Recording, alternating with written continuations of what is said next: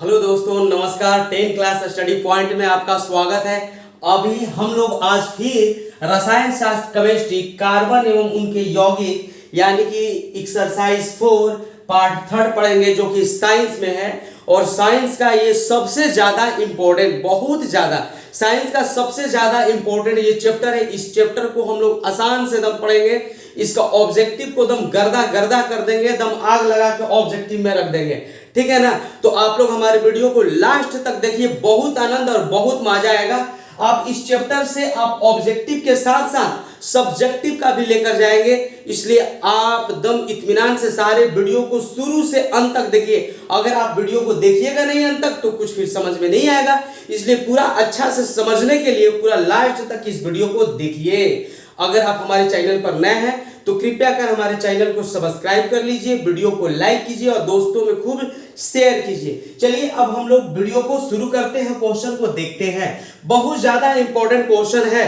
पहला क्वेश्चन देखते हैं कि कठोर जल के साथ भी झाग कौन बना देता है। यानी कि पानी जो है कठोर रहेगा, खारा रहेगा, तो भी उसके साथ झाग जो है कौन बना देता है। क्या साबुन बनाएगा, अपमार्जक बनाएगा, या दोनों, यानी कि साबुन और अपमार्जक दोनों, या नॉट, या इनमें से कोई नहीं। बताइए बाबू क्या होगा। तो देखिए इसका आंसर जो होगा अपमार्जक होगा। अपमार्जक को क्या बोलते हैं? सरफ बोलते हैं। अपमार्जक को क्या बोलते हैं? सरफ। तो सरफ क्या होता है कि कठोर पानी के साथ भी झाग बना देता है, लेकिन साबुन नहीं बना पाता है, इसलिए इसका आंसर क्या होगा बाबू? अपमार्जक, अर्थात क्या होगा बाबू? सरफ होगा। बताइए समझ में आ रहा है ना।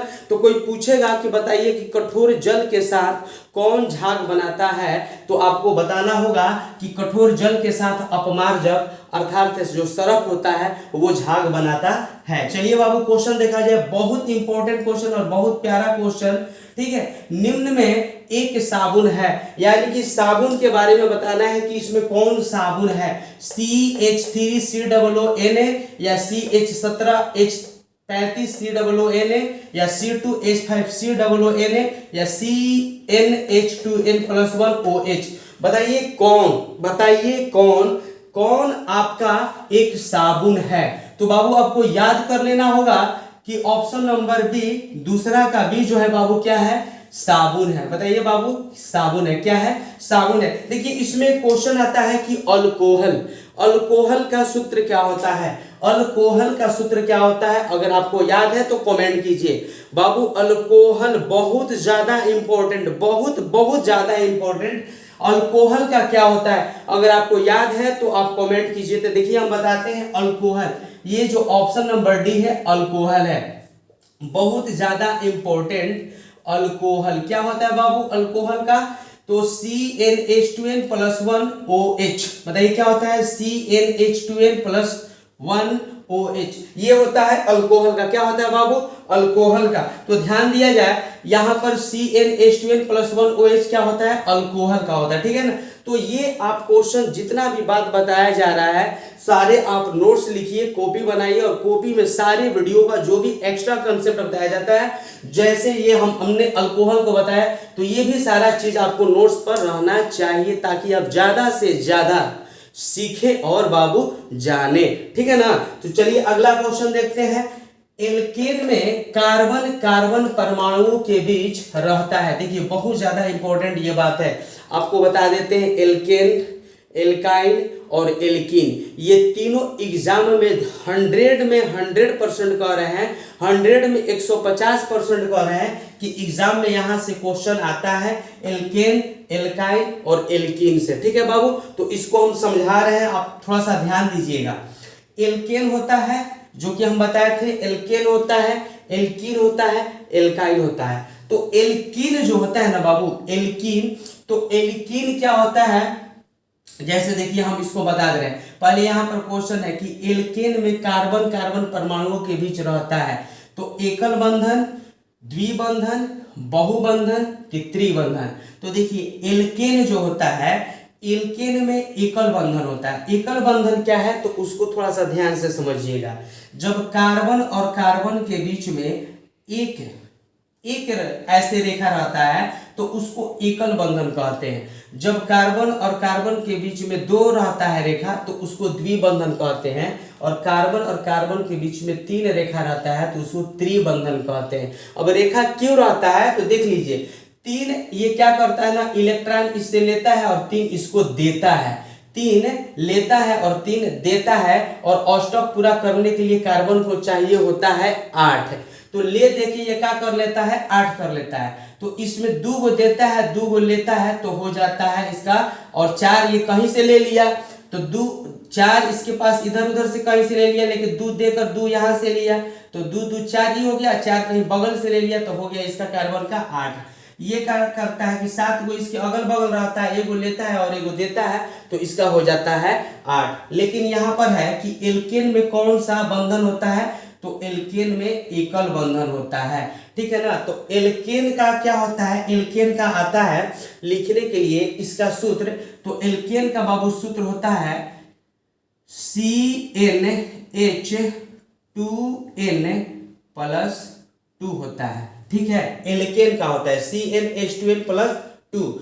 एल्कीन का क्या होता है, एल्कीन जो होता है, एल्कीन का क्या होता है बाबू, तो एल्कीन का देखिए, एल्कीन, अब बात रहा है कि एल्कीन जो है इसमें क्या होता है, एल्कीन जो है, एल्कीन क्या होता है, एल्कीन, तो एल्कीन में इसका मान आपको जानना पड़ेगा। एल्कीन होता है जो कि इसमें डबल बॉन्ड होता है एल्कीन में, तो यहाँ पर एल्कीन के लिए डबल बॉन्ड जैसे द्विबंधन है तो ये एल्कीन के लिए हो जाएगा। जैसे आपको हम यहाँ पर लिख दे रहे हैं CnH2n, इसमें डबल बॉन्ड होता है, और त्रिबंध होता है एल्काइन में, क्या होता है CnH2n-2, तो ये हो गया आपका एल्कीन, ये हो गया एल्केन, और ये हो गया एल्काइन, ठीक है ना।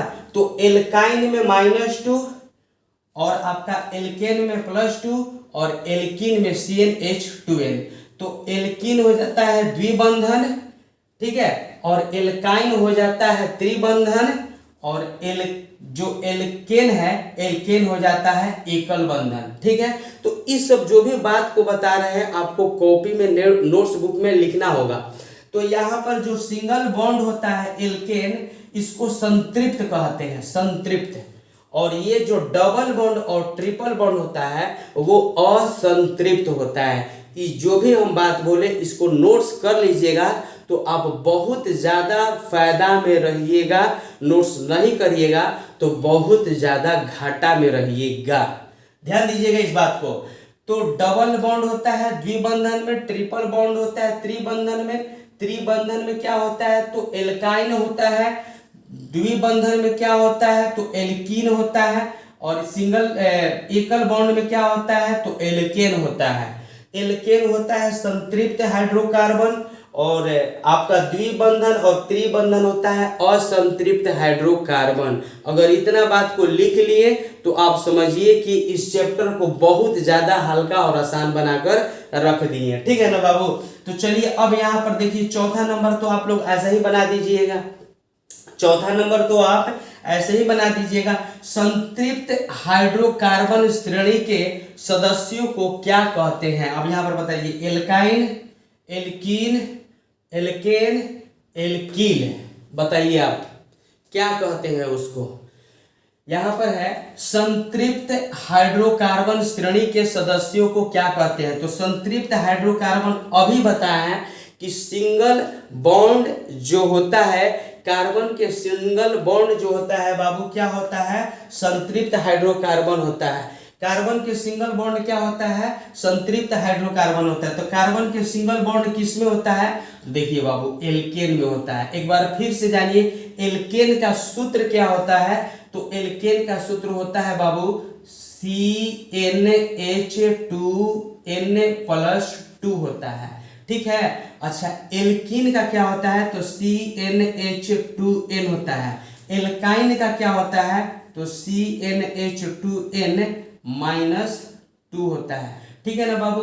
अगर इसको आप जान गए तो बहुत चीज सीख गए इस चैप्टर से, कार्बन एवं उनके यौगिक से बहुत चीज जान गए। और एल्कीन का सूत्र क्या होता है, एगो एल्कील है, देखिए ये भी बहुत ज्यादा इंपॉर्टेंट है, एल्कील है, एल्कील, तो इसको भी जान जाइए CnH2n +1 होता है। बताइए, जान गए ना इसको अब जान गए ना बाबू, क्या होता है आपको जानना होगा। CnH2n+1 होता है एल्किल का। ठीक है, क्लियर।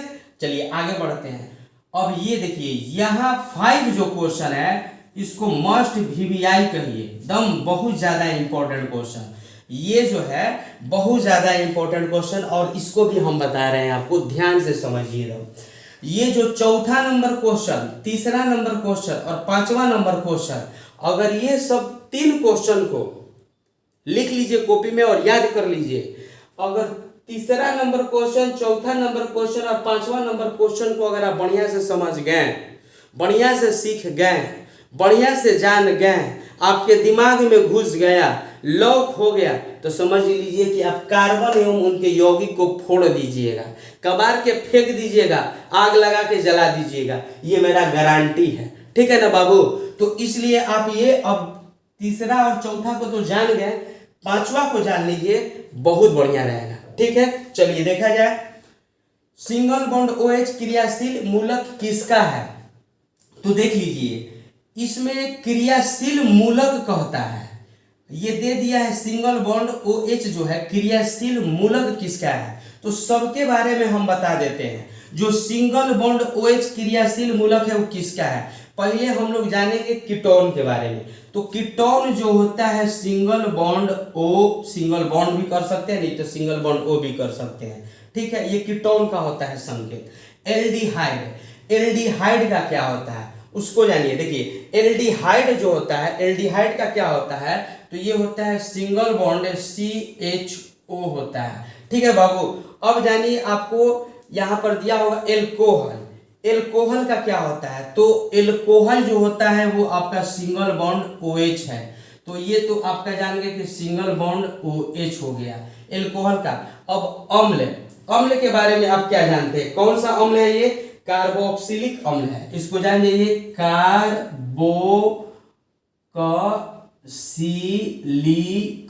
कार्बोक्सिलिक अम्ल है। ये कौन सा अम्ल है? कार्बोक्सिलिक अम्ल है। इसका होता क्या है? सिंगल बॉन्ड COOH होता है। क्या होता है बाबू? सिंगल बॉन्ड COOH होता है। तो ये 4 चीज अगर आप याद कर लेते हैं तो कार्बन और यौगिक को जला के रख दीजिएगा। समझ में आया ना एकदम।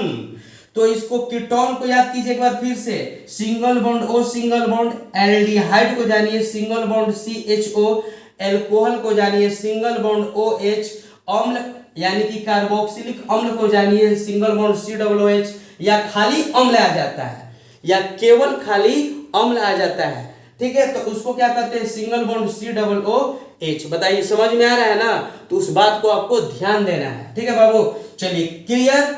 यहां से एकदम फाड़ दिए, हो गया ना, कोई दिक्कत नहीं। तो चलिए, आप तीसरा, चौथा, आप पांचवा जब समझ में आ गया तो अब आपको समझिए कार्बन और यौगिक का आधा बात समझ में आ गया। ठीक है ना बाबू। चलिए, अब मजा से एंजॉय करते हुए भी पढ़िएगा तो कोई दिक्कत नहीं है।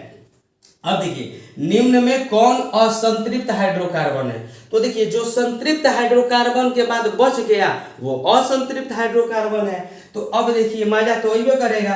तो निम्न में कौन असंतृप्त हाइड्रोकार्बन है? तो यहाँ पर थोड़ा सा दिमाग अब लगाना है, थोड़ा थोड़ा दिमाग तो लगे करना पड़ेगा। देखिए, एन, यहाँ पर हम लोग कहा है संतृप्त हाइड्रोकार्बन केन। कौन चीज?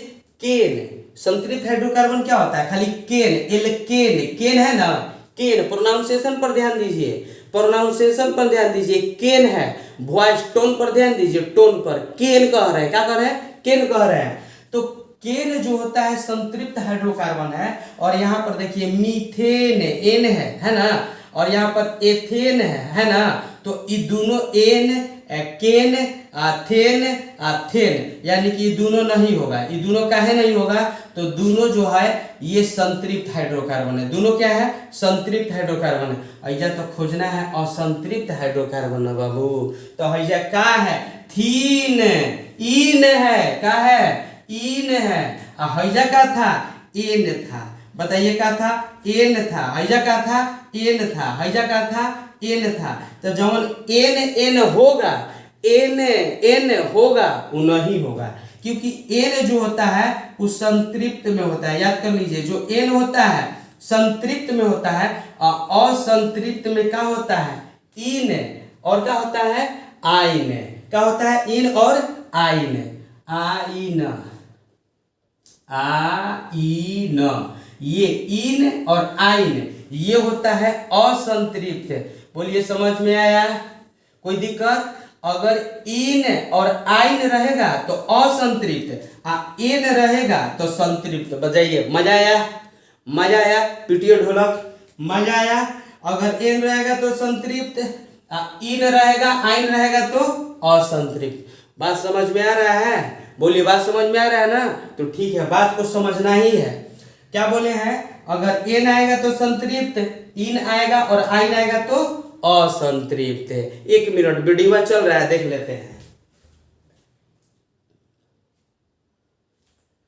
हाँ बाबू, चल तो रहा है, बहुत आनंद आ रहा है। चलिए देखा जाए, C6H6 का आणविक द्रव्यमान कितना होता है? आता है आणविक द्रव्यमान कितना होता है। देखिए, परमाणु जो आणविक द्रव्यमान होता है वो क्या होता है ना, परमाणु द्रव्यमान का दोगुना होता है। आणविक द्रव्यमान क्या होता है बाबू? परमाणु द्रव्यमान का दोगुना होता है। थोड़ा सा ध्यान देना है। आणविक द्रव्यमान निकालना है किसका? तो C6H6 का। क्या निकालना है? आणविक द्रव्यमान निकालना है। तो C6H6 का आणविक द्रव्यमान क्या होता है? परमाणु द्रव्यमान का दोगुना होता है। तो कैसे होगा देखिए, C के कार्बन के परमाणु संख्या कितना होता है बाबू? तो कार्बन के सर जी परमाणु संख्या 6 होता है। लीजिए 6 हो गया, तो 6 दूनी का 12 हो गया। 12 हो गया। अच्छा, फिर 6 से है ना 6, तो 6 से गुणा कर दिए, 12 6 के 72। अच्छा, हाइड्रोजन के देखिए, हाइड्रोजन बड़ा अटपटा चीज है। हाइड्रोजन के कब क्या हो जाएगा कोई नहीं जानता। तो हाइड्रोजन के परमाणु संख्या जो है ना वो तो दुगना नहीं होगा, मतलब 1 है और 1 का दुगना 1 होता है। 1 का दुगना कीजिएगा तो 2 हो जाएगा, लेकिन यहाँ 1 माना जाता है ना, 1। 1 को क्या करेंगे, 6 से गुणा करेंगे तो क्या हो जाएगा, +6, यानी कि 72 और 6 के जोड़ दीजिएगा तो क्या हो जाएगा बाबू, 78। तो यहाँ पर क्या हो जाएगा, 78 हो जाएगा। बताइए, C6H6 का आणविक द्रव्यमान कितना होता है? तो 78 होता है। C6H6 का आणविक द्रव्यमान बाबू कितना होता है? तो 78 होता है। बताइए, कोई दिक्कत नहीं है? इसी तरह सबका आणविक द्रव्यमान निकल जाएगा। चलिए आगे देखते हैं। इथिलीन है, इथिलीन क्या है? पैराफिन है, ओलिफिन है, या एल्केन है, या एल्काइन है। तो ये आया हुआ था, तो इसको आपको लिख लेना है। जो इथिलीन है वो क्या है, ओलिफिन है। आपको याद कर लेना है, इसको आपको क्या करना है बाबू, याद कर लेना है। इंपॉर्टेंट क्वेश्चन है, ये आया था एग्जाम में, ये एग्जाम में आया हुआ है, इसको आपको याद कर लेना है। एथिलीन क्या है? तो ओलिफिन है। क्या है? ओलिफिन है। ऐसे कैसे? तो देख लीजिए कैसे, तो ये भी हम बता दे रहे हैं। देखिए, इथिलीन है ना, लीन, ध्यान दीजिए, हम बार बार कहते हैं वॉइस टोन पर ध्यान दीजिए, वॉइस टोन पर। लीन, लीन क्या है? लीन, लीन। तो यहाँ पर देखिए केन है, केन, केन आ रहा है, एन आ रहा है, एन आ रहा है, एल्काइन, इन आ रहा है, नहीं होगा। आई देखिए, यहाँ लीन, यहाँ फिन है, ये होगा, इसमें कंफ्यूज है, ये होगा कि नहीं होगा, लेकिन देख लीजिए इसमें क्या है, इसमें दुर्घई है, इसमें क्या है, हर्षई है, इसीलिए यू नहीं होगा, दुर्घई। वॉइस टोन पर ध्यान देना है, इसीलिए यहाँ पर लीन ऐसे है, इसीलिए यहाँ पर क्या होगा, ओलिफिन होगा। बताइए, समझ में आ रहा है बात? समझ में आ रहा है ना बात? लाइक कीजिए, एकदम लाइक कीजिए। समझ में बात आ रहा है तो लाइक कीजिए, वीडियो को लाइक कीजिए, इसे मत छोड़िए भाई।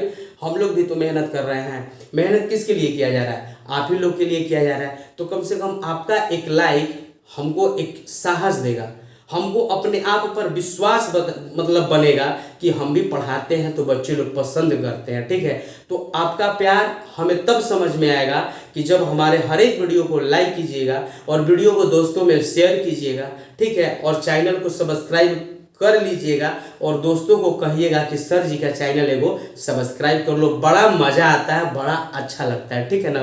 तो आप लोग थोड़ा सा उतना प्यार हमें दीजिए, क्योंकि हम लोग का जो 10 क्लास स्टडी पॉइंट जो एक मेरा परिवार है, ये परिवार एक बड़ा परिवार हो गया और आप लोग जैसा इसमें हजारों लाखों बच्चे रहे हैं और हम लोग आनंद से और अच्छा से पढ़ा जाए। ठीक है ना बाबू? तो आप लोग का थोड़ा प्यार चाहिए, आप लोग अपना प्यार हम पर बनाइए। ठीक है ना? चलिए अगला क्वेश्चन देखते हैं। यहाँ पर क्वेश्चन है, कार्बन का कौन सा अपरूप विद्युत का सुचालक है। बहुत मजा आया क्वेश्चन पढ़कर। कह रहे कि कार्बन का कौन सा अपरूप विद्युत का सुचालक है। तो बताइए विद्युत का सुचालक कौन होता है। आपका हीरा होता है ना बाबा ना। ग्रेफाइट होता है, हाँ होता है, ग्रेफाइट तो होता है, ठीक है, ग्रेफाइट तो होता है, ठीक है। 1 मिनट देखते हैं, ठीक है। तो आगे देखते हैं, ग्रेफाइट तो होता है, अच्छा फ्लोरीन होता है, कार्बन का अपरूप फ्लोरीन होता है, यानी कि सभी होते हैं। तो कार्बन के अपरूप सब होते हैं, लेकिन विद्युत का सुचालक कह रहा है। तो विद्युत का सुचालक क्या होगा। विद्युत का जो सुचालक होगा बाबू वो ग्रेफाइट होगा। विद्युत का सुचालक क्या होगा, ग्रेफाइट होगा। बताइए बाबू विद्युत का सुचालक क्या होगा, ग्रेफाइट होगा। बहुत बढ़िया, ये इसमें करंट जाता है। ग्रेफाइट कहाँ मिलता है, आप पेंसिल देखें ना, पेंसिल के पीछे देखिएगा ना ब्लैक टाइप का रहता है, पीछे का लिखते हैं हम लोग पेंसिल से तो ब्लैक रहता है ना, वो ग्रेफाइट रहता है।